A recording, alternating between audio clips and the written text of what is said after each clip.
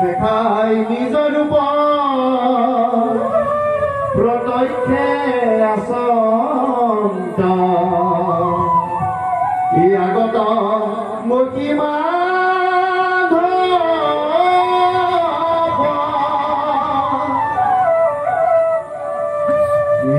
চক্ষু মেলিতে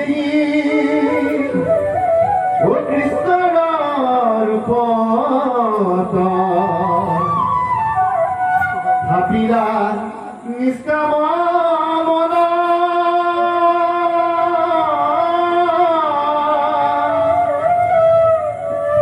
ও মহাফল প্ৰেম ৰতিক পাৰ্থন্তে পৰন্ত গুণবৰ্ণ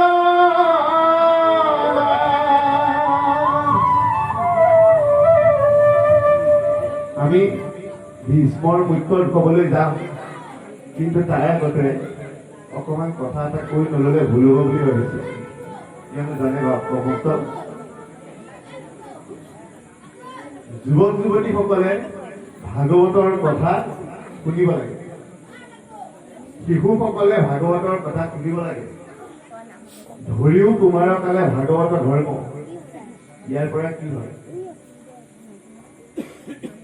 আজি মোৰ আইতাসকল আছে ইয়াত বহি, আইসকল আছে বহি। পৰীক্ষাৰ আগদিনা পঢ়িলে যেনেকৈ পৰীক্ষাত ভাল ৰিজাল্ট নহয়, ক্লাছ আৰম্ভ হোৱাৰ দিনাৰ পৰাই পঢ়িব লাগিব, তেতিয়াহে ভাল ৰিজাল্ট হ'ব। ঠিক তেনেদৰে জীৱনৰ চাৰিখন আশ্ৰম, ব্ৰহ্মচৰ্য, গৃহস্থ, বানপ্ৰস্থ, সন্ন্যাস। ব্ৰহ্মচৰ্য সময়ৰ পৰাই আমি ভাগৱত ধৰ্ম ল'ব লাগিব।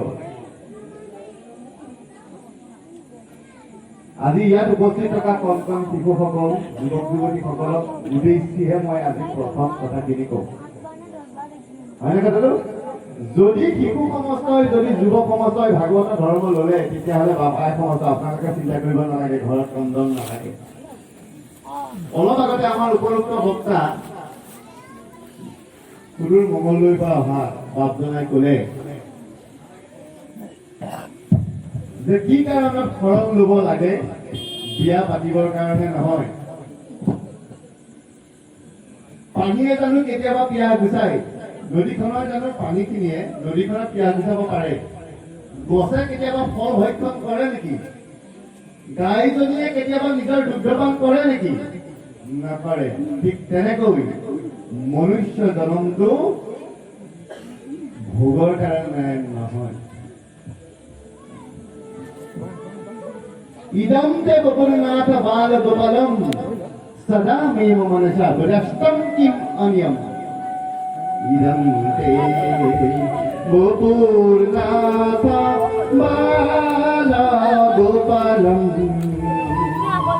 সদা মেম মনসা বিরস্তম কিম অনিয়ম।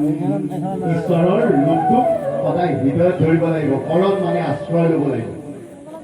যদি একে হৃদয়েৰে কায় বাক্য মনে আপোনালোকে ভাগৱত নুশুনে, 7 দিন 7 ৰাতি, 14 দিন 14 ৰাতি, গোটেই জীৱনৰ দিন ৰাতিও যদি আপোনালোকে ভাগৱত পাঠ কৰে আৰু শুনে, তাৰ কিন্তু ফল নাপায় বুলি ভাগৱতে কৈছে। আচলতে আমি দ্বিতীয় স্কন্ধৰ পৰাহে ভাগৱতৰ কথা গুৰুত্বটো আমি পাম, হয়নে কথাটো? গতিকে আমি ভাগৱত শুনিব লাগিব। এই শাস্ত্ৰ পঢ়ি ও যিজনে নকৰে সিদ্ধান্ত জানিবা সেইজন হৈলন্ত বৃত্তান্ত। শাস্ত্ৰ পঢ়ি সিদ্ধান্ত বিধি পাঠনাই দিব। মই মাজে মাজে অকণমান আপোনালোকক ব্যাখ্যা কৰিবলৈ চেষ্টাহে কৰিম।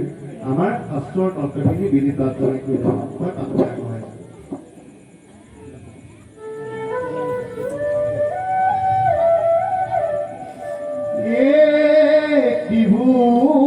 বন মধ্যে সুন্দৰ শৰীৰ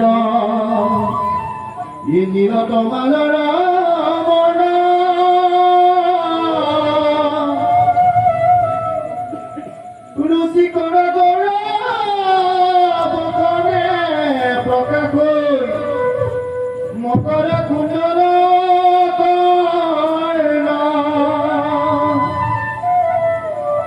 কলকাপ্ৰিত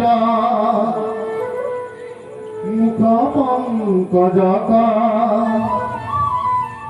দেখন্তে উল্লাসে মতি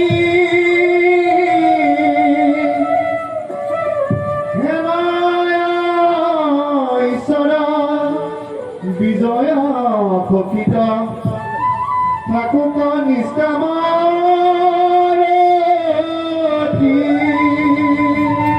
কৃষ্ণ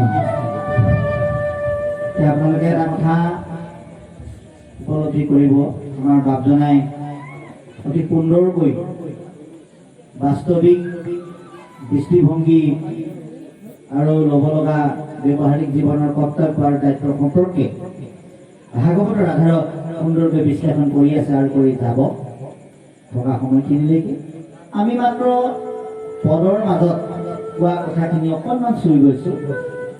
আপোনালোকে এটা কথা গম পালে, তাৰ শিৰোনামটো হ'ল পিতামহ ভীষ্মৰ মুখ্য উৎসৱ।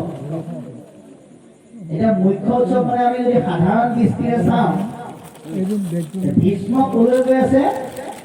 মৃত্যুলৈ গৈ আছে। কিন্তু কি মৃত্যু হ'ব? অমৃতময় মৃত্যু। কাৰণ কৃষ্ণ দৰ্শনত কেতিয়াও অকৃষ্ট মৃত্যু হ'ব নোৱাৰে। এই কৃষ্ণ দৰ্শনত বিশিষ্ট মৃত্যু হ'ব, অৰ্থাৎ অমৃত থাকিব। আৰু সেইকাৰণে ইয়াক উৎসৱ বুলি কৈছে। এতিয়া আপুনি আমি নিজক প্ৰশ্ন কৰিব লাগিব যে ভীষ্মৰ যদি মৃত্যুটো উৎসৱ হয়, আপোনাৰ আমাৰ ইষ্টমিত্ৰ কুটুম্ব যিমানখিনি আছে সকলোবিলাক মৰিলে আমি উৎসৱ বুলি কওঁ নেকি বাৰু? আপোনাৰ আমাৰ কোনোবা যেতিয়া মৃত্যু হ'ল বুলি গম পাওঁ, তেতিয়া আমি কি কৰোঁ? ঘোঁৰা উৰাৱে, কান্দো, দুখ কৰোঁ। জীৱহীন নশ্বৰ দেহটো জ্বলাই দিয়াৰ পিছত কেইদিনৰ সুখটো থাকে, তাৰপিছত লাহে লাহে নাইকিয়া হৈ গুচি যায়। এতিয়া মৃত্যুটো আমাৰ দুখযুক্ত হয়। ভাগৱতে কয়, ভাগৱত এনেকুৱা এখন শাস্ত্ৰ যি শাস্ত্ৰই আমাক পৰিৱৰ্তন হ'বলৈ শিকায়। কিহৰ পৰিৱৰ্তন? আমাৰ চিন্তাৰ পৰিৱৰ্তন। গতিকে ইয়াত কৈছে ভীষ্মৰ মুখ্য উৎসৱ। এতিয়া আপোনাৰ আমাৰ মৃত্যু উৎসৱলৈ ৰূপান্তৰিত হ'বলৈ হ'লে আপুনি আমি মৃত্যুটো এটা কথা হিচাপে উপলব্ধি কৰিবলৈ হ'লে, অৰ্থাৎ জীৱৰ মৃত্যু নাই, দেহৰেহে ধৰ্ম এইটো জন্ম মৰণ, এই চিন্তা উপলব্ধি কৰি ৰজা পৰীক্ষিতৰ দৰে আমাৰ চিন্তা মনলৈ আহিবলৈ হ'লে আমি কি কৰিব লাগিব? এই কথাটো উপলব্ধি কৰাবৰ কাৰণে এই পাঠটি মুখ্য উৎসৱ বুলি দিছে। গতিকে আপোনালোকে এটা কথা আমি প্ৰত্যেকে উপলব্ধি কৰিব লাগিব, মৃত্যুটো দেহৰহে আছে, জীৱৰ কিন্তু মৃত্যু নাই। সেইকাৰণে এই ভাগৱত দ্বাদশ স্কন্ধ ভাগৱত শুনাৰ ক্ষেত্ৰত মহামুনি শুকৰ মুখে শুনাৰ ক্ষেত্ৰত ৰজা পৰীক্ষিতে প্ৰথম স্কন্ধ শুনিয়ে দ্বিতীয় স্কন্ধতে কৈ পেলালে তেওঁ যে মৃত্যুটো ইতিমধ্যে ভাগৱতৰ যোগেদি উৎসৱলৈ ৰূপান্তৰিত কৰিব পাৰিব, সেইটো উপলব্ধি কৰিলে আৰু দ্বিতীয় স্কন্ধত সেইকাৰণে কৈয়ে পেলালে কি বুলি?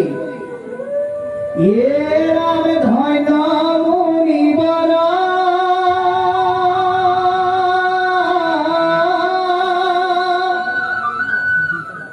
তোমাৰ উত্তৰা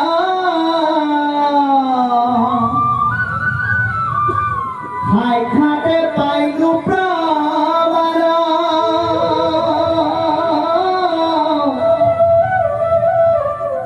মোৰ মোহ জালা তাকো অটকাল কৰিলা সবেদি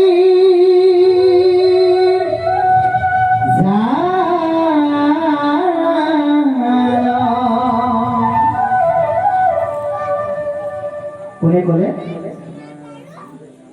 ৰজা পৰীক্ষিতে ক'লে যে হে সুখদেৱ, মই এইখিনি কথা শুনিয়ে গম পালো যে ভাগৱতে মোৰ মনত চলি থকা মহাচন্ন ভাৱনাবিলাক আপোনা আপুনি নাইকিয়া কৰিব।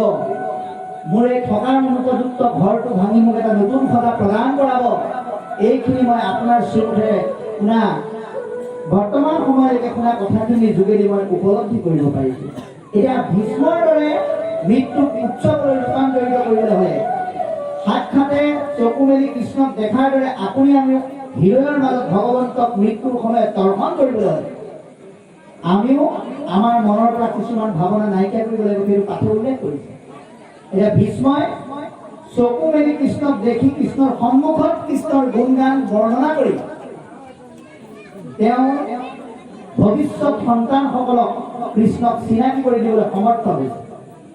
এতিয়া আপুনি আমি সেইটো প্ৰাপ্ত কৰিবলৈ হ'লে আমাৰ এটা বস্তু লাগিব। ইয়াৰ পাঠে উল্লেখ কৰিছে কি লাগিব? নিষ্কামী হ'ব লাগিব। সেইকাৰণে কুন্তি আগত কৈছে পাঠটো কুন্তি স্তুতিত কুন্তি আই বৰ ধুনীয়াকে কথা এটা কৈছিল। কি বুলি কৈছিল? ও কেহু বোলে পংখ বিস্তাৰিবা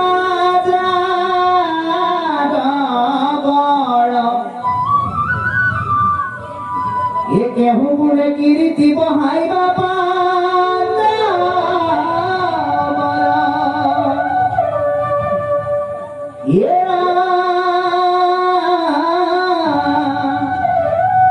কাম্য কৰ্ম কৰি কহে যাৰ নামতি জগত উদ্ধাৰ হেতু আইলা যদুপতি। গতিকে কুন্তিয়ে কথাটো স্পষ্ট কৰি কৈছে যে কোনোবাই কয় তুমি বংশৰ গৌৰৱ বৃদ্ধি কৰিবলৈ আহিছা, কোনোবাই কৈছে তুমি পাণ্ডৱৰ শৌৰ্যবৃত্ত যশমান বঢ়াবলৈ আহিছা। এইবিলাক হ'ল কাম্য কৰ্মৰ কবলত পৰি কোৱা কথা। এতিয়া ভীষ্মই ভগৱন্তক যে চকু মেলি কৃষ্ণক দেখা পাইছে ইয়াৰ কাৰণটো কি? কামনা বাসনা তেওঁ মুক্ত হৈ গৈছে।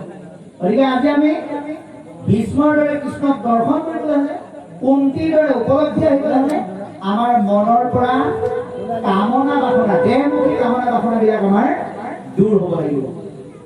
যেনে তামসিক, ৰাজসিক আৰু সাত্বিক এই তিনিটা ভাৱনা আমি কম আৰু বেছি পৰিমাণে আমি দূৰ কৰিবৰ কাৰণে যত্ন কৰিব লাগিবই।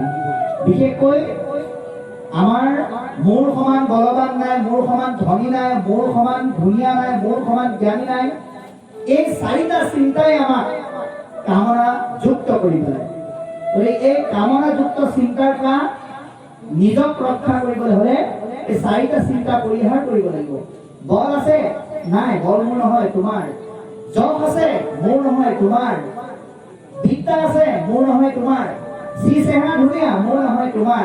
সেইকাৰণে দাৰ্শনিক পণ্ডিত যোগনায়ক বিশ্ববিশ্ৰুত সাহিত্যিক মাধৱ পুৰুষে তাৰ অনন্য সৃষ্টি নামঘোষা এই বুলি কৈছে, আমাক পৰামৰ্শ দিছে ভগৱন্ত দেৱ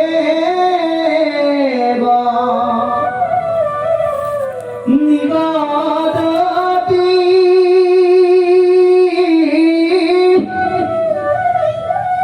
হৰি অৰ্জুনা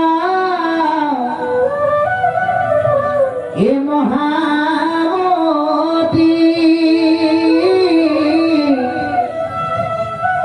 তোমাত কহু পৰম পিতুৰ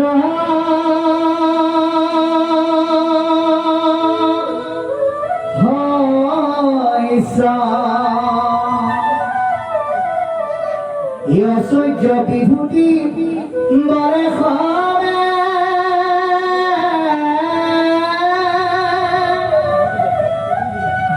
ভজে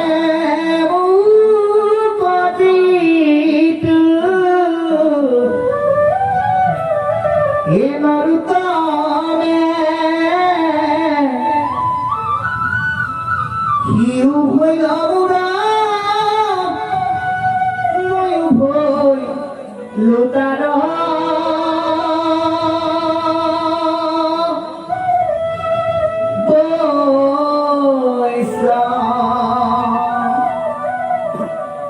ধন, যশ, বল, সৌন্দৰ্য, বিদ্যা সকলোবিলাক যেতিয়া